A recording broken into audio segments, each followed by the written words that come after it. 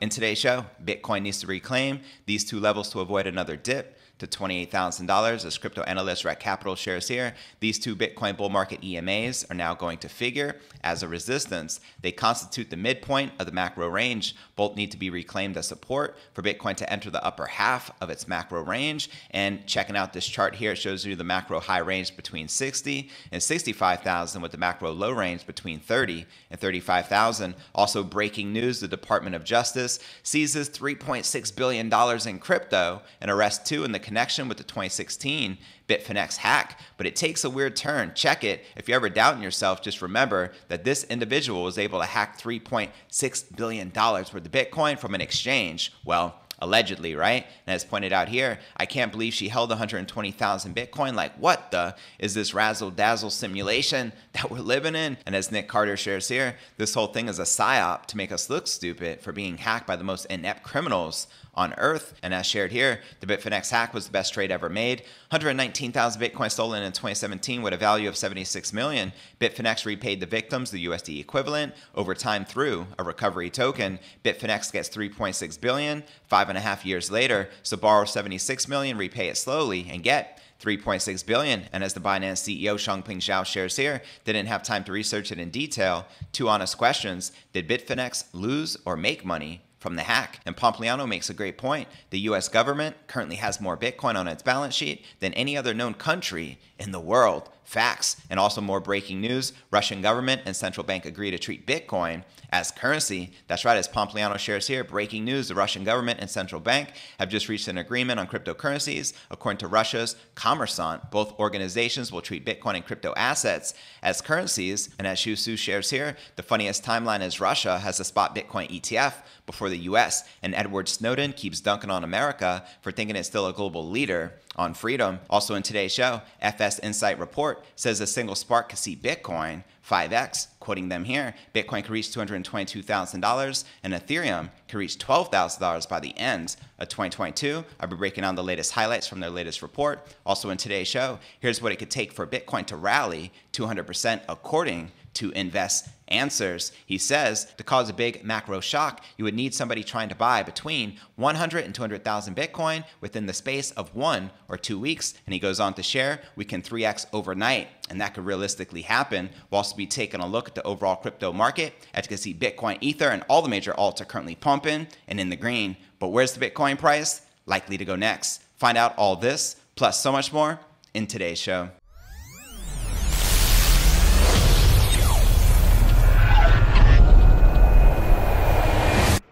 Here at Crypto News Alerts, I drop a brand new episode every single day. The goal is to get to 100,000 subs along with a $100,000 Bitcoin price. If you like getting that crypto, be sure to smash that subscribe button and ring that bell to turn on all notifications to receive daily premium crypto news alerts every single day, just like this. Today's episode is brought to you by the FTX app, formerly known as Blockfolio. I've been using this app literally every single day for the past few years. It's the first thing I do when I wake up in the morning is check my crypto portfolio. I personally love it because it's the easiest and fastest way to buy Bitcoin, Ether, and other top cryptocurrencies with zero fees, truly making this a no-brainer. And they're trusted by over 6 million people worldwide in over 200 plus countries around the world. And they have a special promo they're running right now where you can earn free crypto in every trade over 10 bucks. Here's how it works when you use my referral link in the description right down below. Every trade over $10 earns you a chance to get a random free coin, and the more you trade, the more you earn. So what are you waiting for? Go ahead and use my referral link in the description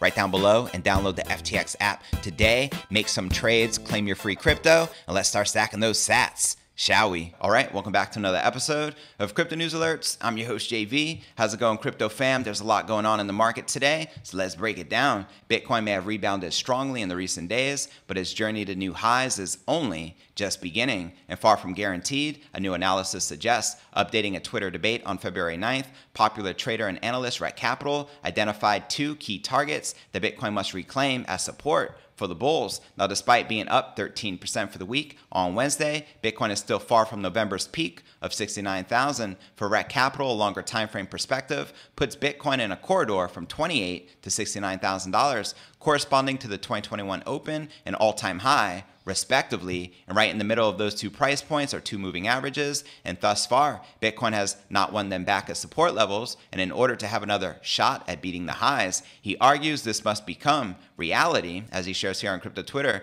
these two Bitcoin bull market exponential moving averages are now going to figure as a resistance. They constitute the midpoint of the macro range. Both need to be reclaimed as support for Bitcoin to enter the upper half of its macro range, which you can see in the green and in the red. It shows you the macro high range between 60 and 65,000 and the macro low range between 30 and $35,000. Now turning to the shorter time frames and the unwinding of Bitcoin's recent death cross, construction on the daily chart has yet to show signs of entering, caused by the downward sloping 50-day moving average crossing under the 200-day moving average. Death cross events often signal the start of a longer downtrend, and their validity remains hotly contested, but the opposite, the golden cross construction, is traditionally heralded as a sign of market strength. And taking a look at this daily chart shows that the 50-day moving average is yet to begin sloping up to meet its 200-day counterpart. So Bitcoin has nonetheless broken above the 50-day trend line this week for the first time since November's record. Let's go. And before I break down next breaking story of the day, Department of Justice seizes $3.6 billion in crypto and arrests two in connection with the 2016 Bitfinex hack. As well as more breaking news, Russian government and central banks agree to treat Bitcoin as currency, as well as FSInsight report says a single spark can see Bitcoin 5x, as well as here's what it would take for Bitcoin to rally 200% according to Invest Answers. But first, let's take a quick look at the overall crypto market. As you can see, Bitcoin, Ether, and all the major alts are currently pumping and in the green, with Bitcoin up 1.7% for the day, trading just about $44,100. We have Ether up 4%, trading just under $3,200. XRP up 5.5%, trading just under 89 cents. Avalanche up 5%, trading just under $90. And Leo up a whopping 43%, trading above $7.11. But all right, now let's break down our next breaking story of the day. Authorities in the United States have made arrests and announced the seizure of $3.6 billion in crypto, more than 5 years after the hacker stole almost 120,000 Bitcoin from the Bitfinex exchange. Now, in a Tuesday announcement, the U.S. Department of Justice said it had ordered the arrest of Ilya Lichtenstein and his wife, Heather Morgan, for allegedly conspiring to launder crypto connected to the 2016 Bitfinex hack. Now, that 120,000 Bitcoin was worth $72 million at the time the hackers breached security at the exchange in August of 2016, and now valued at more than $5.1 billion. And since the 2016 hack, individuals connected to the stolen coins have periodically moved small amounts of Bitcoin in separate transactions, leaving the bulk of the funds untouched. And the Department of Justice reported it had traced 25,000 Bitcoin of these transferred funds to financial accounts controlled by Lichtenstein and Morgan. Special agents were then able to gain access and seize more than 94,000 Bitcoin worth $3.6 billion at the time from Morgan and Lichtenstein after a search warrant allowed them to view files containing private keys to the wallet. And that's where they messed up. They put their private keys to $3.6 billion in Bitcoin on a cloud storage. Now, quoting the Department of Justice here, today's arrest and the department's largest financial seizure ever shows that cryptocurrency is not a safe haven for criminals, said Deputy Attorney General Lisa Monaco. In a futile effort to maintain digital anonymity, the defendants laundered stolen funds through a labyrinth of cryptocurrency transactions.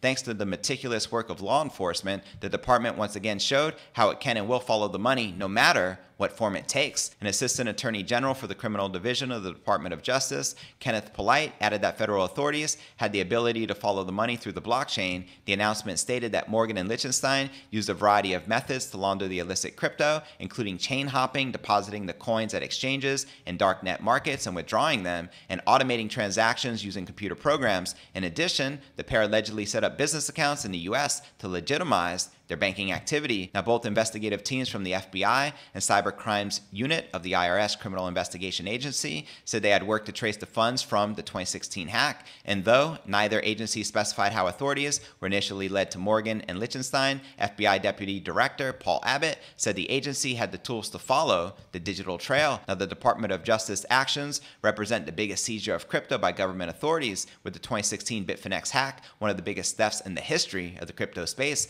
Authorities have charged Lichtenstein and Morgan with conspiracy to commit money laundering and conspiracy to defraud the United States. Each could face up to 25 years in prison. Now, this is what blows my mind. How is she the mastermind behind one of the largest crypto hacks in history? And also like to point out, as shared here, she also writes for Forbes about detecting cybercrime. What the? You can't make this stuff up, folks. And yeah, she is also a comedian slash rapper and goes by the name of Razzle Dazzle. So as this person says, what are we living in, a simulation? And Nick Carter makes a great point. This whole thing is a psyop to make us look stupid for being hacked by the most inept criminals on earth. I mean, who holds 3.6 billion in Bitcoin on a cloud storage? That's rule number one. Never store your private keys online, you know? And as Rand points out here, the Bitfinex hack was the best trade ever made. 119,000 Bitcoin was stolen in 2017 with a value of 76 million. Bitfinex repaid the victims the USD equivalent over time through a recovery token, which is Leo. Then Bitfinex gets 3.6 billion 5.5 years later,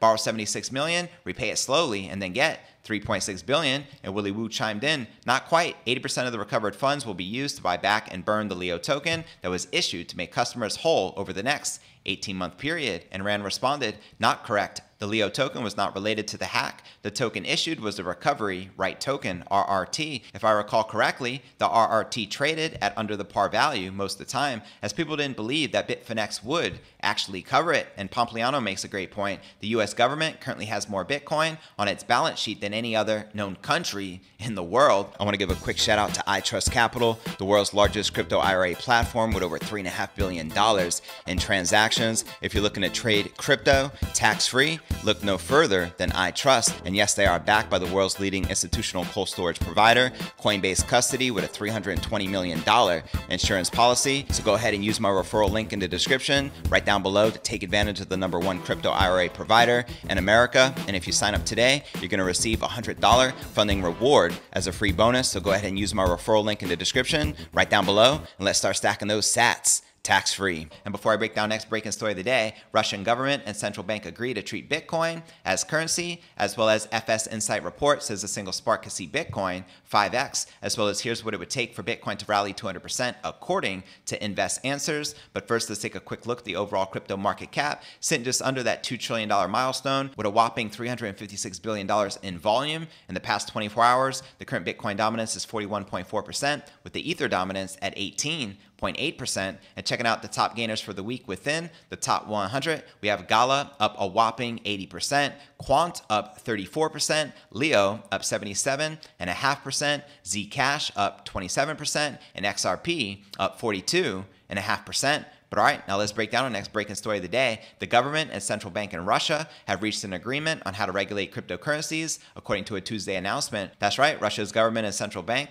are now working on a draft law that will define crypto as an analog of currencies rather than digital financial assets set to be launched on February 18th. Cryptocurrencies would function in the legal industry only if they have complete identification through the banking system or licensed intermediaries. Commerçant noted that Bitcoin transactions and possession of crypto in the Russian Federation are not prohibited. However, they must be done through a digital currency exchange organizer, which is a bank or a peer-to-peer exchange licensed in the country. Now, the report also highlights that crypto transactions of more than 600,000 rubles, roughly worth $8,000, should be declared. Otherwise, it could be considered a criminal act. Those who illegally accept crypto as payment will incur fines. Now, this news comes after months of speculation about how the Russian government will handle digital currencies. While it is still unclear what this decision will mean for businesses and citizens in Russia, it seems that the country is slowly warming up to the idea of cryptocurrencies. Definitely a step in the right direction, wouldn't you say? Now, in January, the Bank of Russia called for a nationwide crypto ban. In a report that warned about the speculative nature of the industry, the bank also stated that financial firms should not facilitate crypto transactions as a part of the proposal to ban digital assets. However, the proposal generated opposition from the Russian Ministry of Finance. A few days after the central bank's call for a ban, Ivan, a ministry official, said the government should regulate crypto rather than prohibiting it entirely. He warned that a total ban might result in Russia falling behind in technology. Sound familiar? USA?